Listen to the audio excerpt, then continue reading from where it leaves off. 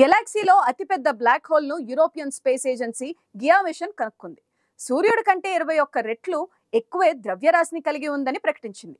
ESA కనుగొన్న అతిపెద్ద black hole కి గయా BH3 అని పేరు పెట్టారు. ఏదైనా అసాధారణమైన వాటి కోసం మిషన్ డేటాను చూస్తున్న ఈఎస్ఏ శాస్త్రవేత్తల బృందం దీన్ని మొదటిసారిగా చూసింది. గురూజీ రామ్ నారాయణ్ జీ ప్రపంచ ప్రఖ్యాత జ్యోతిష్యులు ఇప్పుడు మన హైదరాబాద్ లో ఎటువంటి సమస్యలకైనా తక్షణ పరిష్కారం చేయబడును. సంప్రదించండి 96651137 9000004357.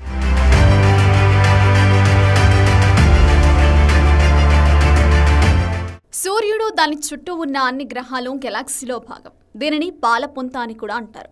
గెలాక్సీ అనేది గురుత్వాకర్షణ ద్వారా కలిసి ఉండే నక్షత్రాలు, వాయువు, ధూళి పెద్ద సమూహం. ఖగోళ శాస్త్రవేత్తలు ఇటీవల గెలాక్సీలో భారీ బ్లాక్ హోల్ను కనుగొన్నారు. దీనికి గయా BH3 అని కూడా పేరు పెట్టారు. ఇది పాలపుంత గెలాక్సీలో అతిపెద్ద బ్లాక్ హోల్గా చెప్తున్నారు. మన గెలాక్సీలో సుమారుగా 100 మిలియన్ బ్లాక్ హోల్స్ ఉన్నాయని శాస్త్రవేత్తలు నమ్ముతున్నారు. అయితే వాటిలో చాలా వరకు ఇంకా కనుగొనలేదు. ఇప్పటికే కనుగొన్న బ్లాక్ హోల్స్ సగటున సూర్యుడి కంటే 10 రెట్లు ఎక్కువ. వీటిలో ఇప్పటి వరకు ఉన్న అతిపెద్ద బ్లాక్ హోల్ సూర్యుడి కంటే 21 రెట్లు ఎక్కువ ద్రవ్యరాశిని కలిగి ఉంది. అయితే యూరోపియన్ స్పేస్ ఏజెన్సీ గియా మిషన్ అతిపెద్ద బ్లాక్ హోల్ను కనుగొంది. ఈ కాలరంధ్రం ద్రవ్యరాశి సూర్యుని ద్రవ్యరాశి కంటే 33 రెట్లు ఎక్కువ. ఇది మన గెలాక్సీలో ఇప్పటి వరకు కనిపించని అతిపెద్ద బ్లాక్ హోల్గా మారింది. ఇది దాదాపు 1926 కాంతి సంవత్సరాల దూరంలో ఉంది. ఇది మన గ్రహానికి దగ్గరగా ఉందని శాస్త్రవేత్తలు చెబుతున్నారు.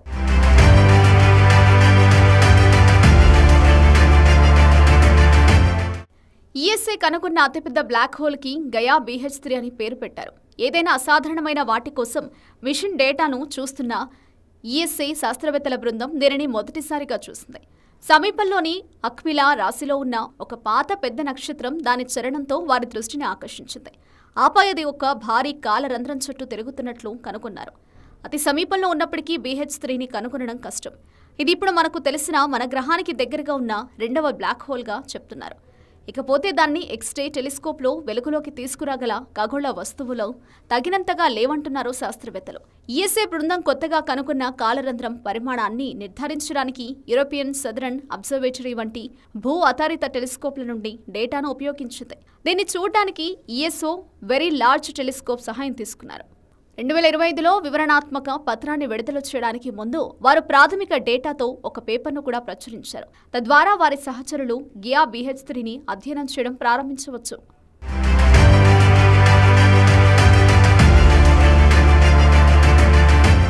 ప్రస్తుతానికి వారికి తెలిసిన విషయం ఏంటంటే దాని చుట్టూ తిరిగే నక్షత్రాలు హైడ్రోజన్, హీలియం కంటే చాలా తక్కువ లోహాలను కలిగి ఉంటాయి. నక్షత్ర జత ఒకే విధమైన కూర్పును కలిగి ఉంది. కాబట్టి BH3 ఏర్పడడానికి కూలిపోయిన నక్షత్రం కూడా అదే కావచ్చు.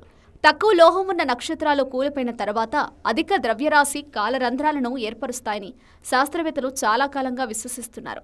ఎందుకంటే అవి తమ జీవిత కాలంలో తక్కువ ద్రవ్యరాశిని కోల్పోతాయి. మరో మాటలో చెప్పాలంటే సిద్ధాంతపరంగా అవి గడువు ముగిసే సమయానికి అవి సూపర్ మాసివ్ బ్లాక్ హోల్ను ఏర్పరచడానికి ఇంకా చాలా పదార్థాలను కలిగి ఉంటాయి.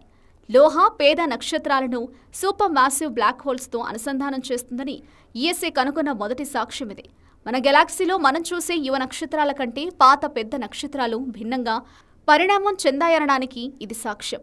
భవిష్యత్తులో BH3 దాని సహచర నక్షత్రం నుండి డేటాను ఉపయోగించి బైనరీ సిస్టమ్స్, బ్లాక్ హోల్స్ గురించి మరింత వివరణాత్మక అధ్యయనాలు వెలుగులోకి వస్తాయని అంటున్నారు. BH3 ఆవిష్కరణ కేవలం ప్రారంభం మాత్రమేనని, విశ్వానికి సంబంధించిన రహస్యాలను విప్పడానికి ప్రయత్నిస్తున్నందున ఇది పరిశోధనలో మరింత పెద్ద కేంద్రంగా మారుతుందని ఈఎస్ఏ విశ్వసిస్తుంది.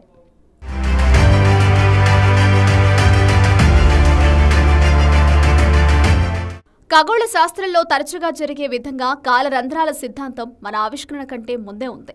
ఈ సిద్ధాంతం 1915లో ఆల్బర్ట్ ఐన్స్టైన్ పనితో ప్రారంభమైంది.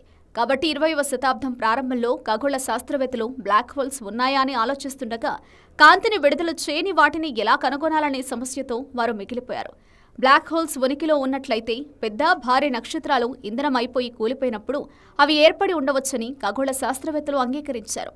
1964లో ఎక్స్ కిరణాలలో మొట్టమొదటిగా తెలిసిన కాలరంధ్రం కనిపించింది. మొదటి రాకెట్ విమానాలలో ఒకటి భూమి వాతావరణం ఎక్స్ కిరణాలకు అంతరాయం కలిగించని ఎత్తుకు చేరుకోవడం అవసరం. ఈ విమాన సమయాల్లో ఖగోళ శాస్త్రవేత్తలు ఆకాశంలో ప్రకాశవంతమైన ఎక్స్రే మూలాల్లో ఒకదాన్ని కనుగొన్నారు. ఇది సిగ్నస్ రాశి దిశలో ఉన్నందున వారు దీనికి సిగ్నస్ X1 అని పేరు పెట్టారు. ఈ వస్తువును సంక్షిప్తంగా CYG X1 అంటారు. ఇప్పుడు దాని ద్రవ్యరాశి సూర్యుని ద్రవ్యరాశి కంటే 21 రెట్లు ఎక్కువ అని నమ్ముతారు.